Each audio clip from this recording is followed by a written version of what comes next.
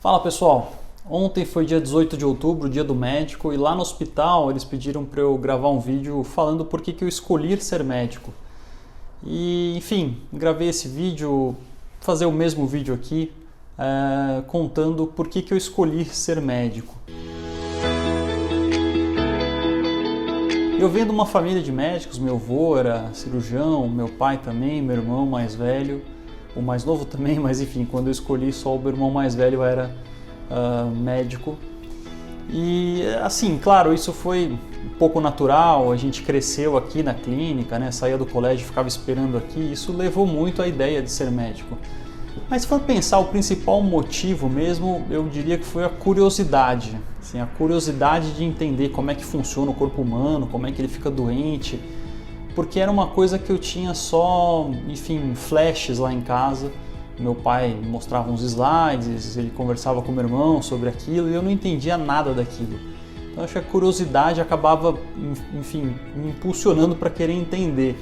Acho que foi um motivo assim, um tanto até egoísta, assim, de basicamente só querer entender como é que funciona aquilo, o que era que o meu pai e meu irmão ficavam falando na sala de jantar, qual que era esse trabalho que, chegando em casa continuava falando disso, e um pouco assim de aquela pequena frustração de não entender o que eles estavam falando, não fazer a menor ideia.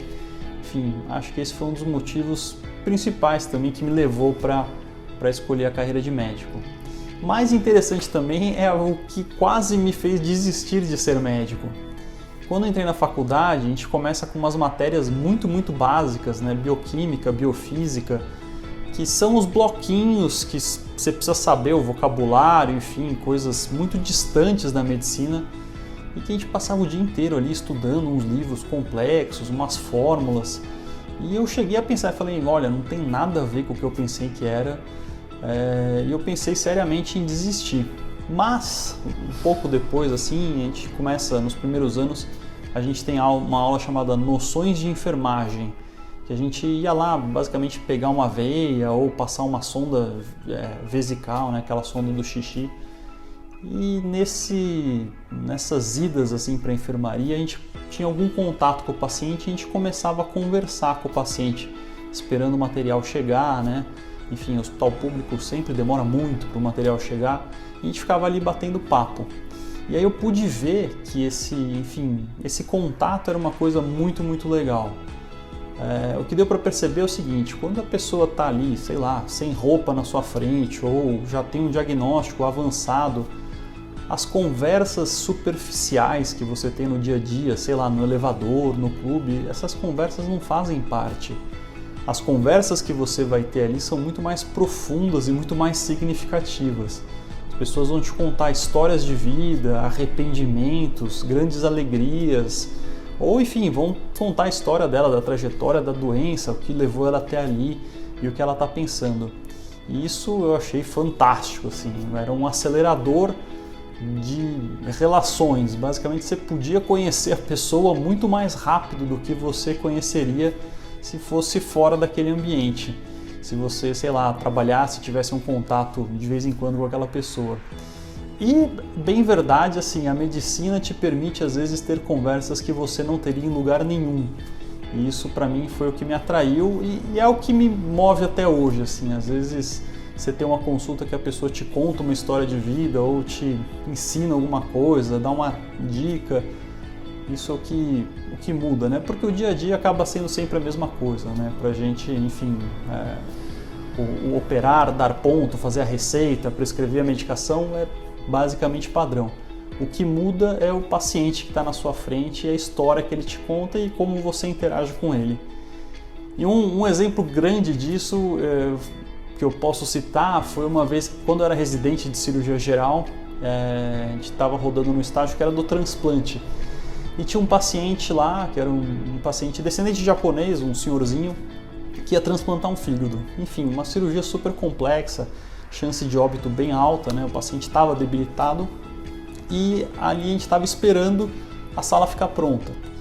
E era uma época bem estranha, talvez as pessoas não entendam isso, antes do Instagram, antes do Facebook, a gente não podia ficar olhando para o celular porque não tinha o que olhar no celular, então a gente era obrigado a conversar.